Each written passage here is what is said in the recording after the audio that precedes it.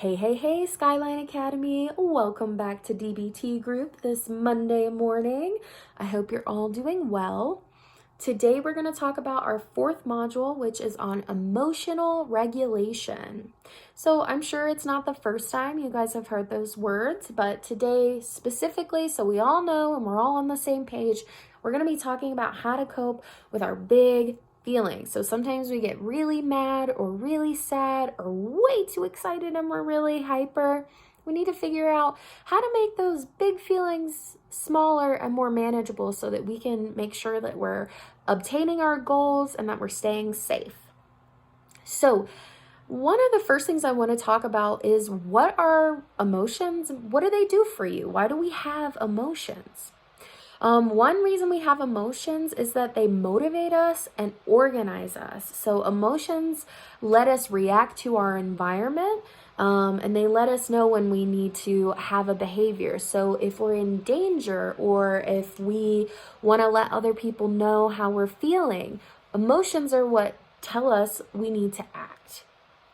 Emotions also communicate to and influence others. So things like body language and tone of voice, things like that, let others know what we need from them and how we're feeling, whether we need space or we need a hug or we want to spend time with them because we like them. Emotions communicate to other people through our body language.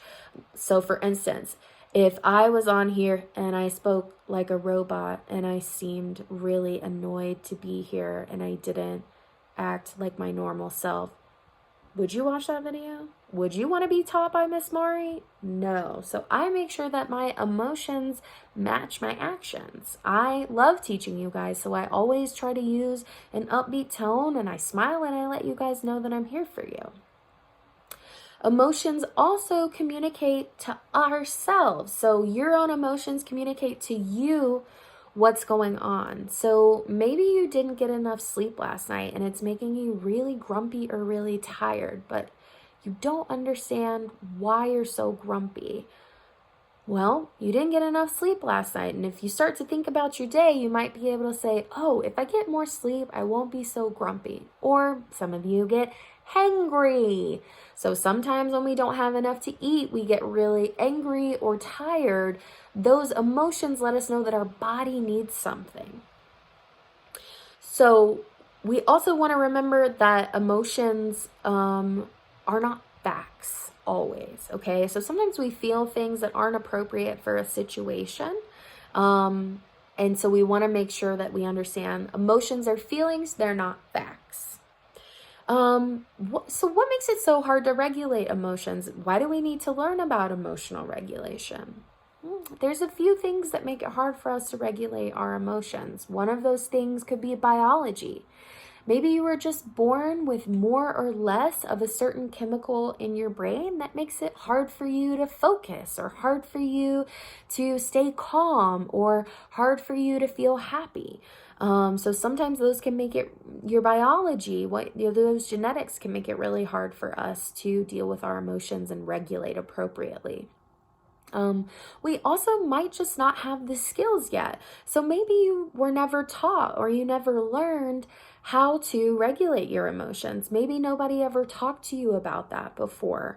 And so we want to learn those skills so that we can regulate our emotions and maybe combat some of the biology that we have, or just learn how to deal with new situations, because as we get older, new situations happen.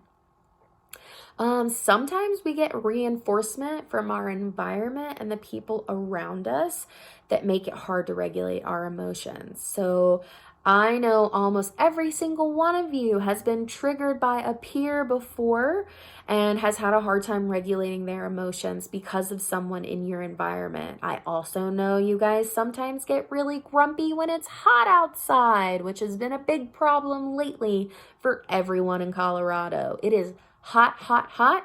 So sometimes our environment hurts us,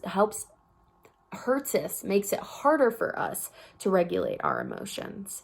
Sometimes people are just moody. So like I talked about, if we're tired or hangry or there's something going on with our physical body, it can be harder for us to regulate our emotions.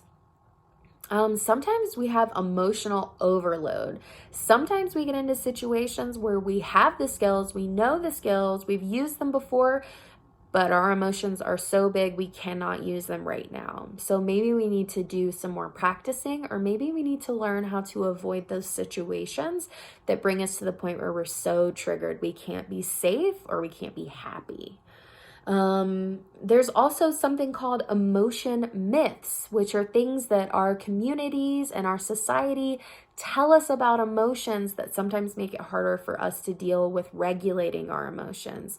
So emotion myths might be that crying is a sign of weakness, so you should never feel sad. Or you should avoid that feeling angry because it's never a good thing. Sometimes emotions like being happy are seen as good, but if you are happy in a really sad situation, that's not appropriate, right? So these are myths, things that people tell us about emotions that aren't actually true, but can sometimes complicate how we regulate our emotions. So how do we change our emotional responses? What skill can we practice for regulating those emotions? So today we're going to do an activity called Check the Facts. It's a series of questions you can ask yourself when you're feeling really, really angry or sad, those kind of negative emotions that get in the way or make us unsafe, or make it harder for us to be happy and healthy. So I will list the Check the Facts questions below, and I'd love to hear about if you guys were able to use them in the next few weeks in a situation where you were feeling really angry or upset. So our first question is, what is the emotion I want to change? So let's think for a second. What's a situation where we might get angry? Miss Mari said, I have to do math, and now I'm really angry. I don't like math. I don't want to do math. I would rather write a story. Okay, so what is the emotion I want to change? Even though we're angry and we feel justified, we have every right to be angry, it's not really serving us. It's not really helping, and I'm not getting my math done. I'm not getting along with anyone in the classroom, and I might actually end up having to leave the classroom. So I want to change the emotion. I don't want to be angry.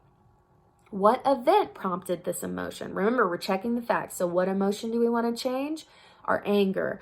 What event prompted this emotion? Math. So being able to list, what do we want to change? What prompted it? And then what are my interpretations, thoughts, and assumptions that are informing this anger? So why do I feel angry? Is it the math, or is it because I think Miss Mari doesn't want me to be happy?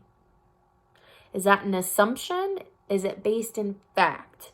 Sometimes you guys think we're against you because we have to do certain activities that we know you don't like to do, but really we're just there to help you get through the hard stuff so we can get back to public school. So that would be an assumption that you're making about the situation. Miss Mari just wants me to be angry. That's why she's making me do math. Am I assuming a threat is our fourth question. And in that situation, you kind of are. You kind of maybe feel threatened by me because I'm asking you to do math work. But am I really a threat? Am I really going to force the pencil into your hand and make you write things down? Are you really in an unsafe situation where you should feel threatened? I don't think so. What's the catastrophe? So catastrophe means the world is ending. We're in catastrophe. Is there a catastrophe? Should my emotions be this big? Probably not. It's just math, and we'll get through it. Does my emotion fit the situation? Should I be angry every time Miss Mari asks me to do math? Probably not. It's going to be a long school year.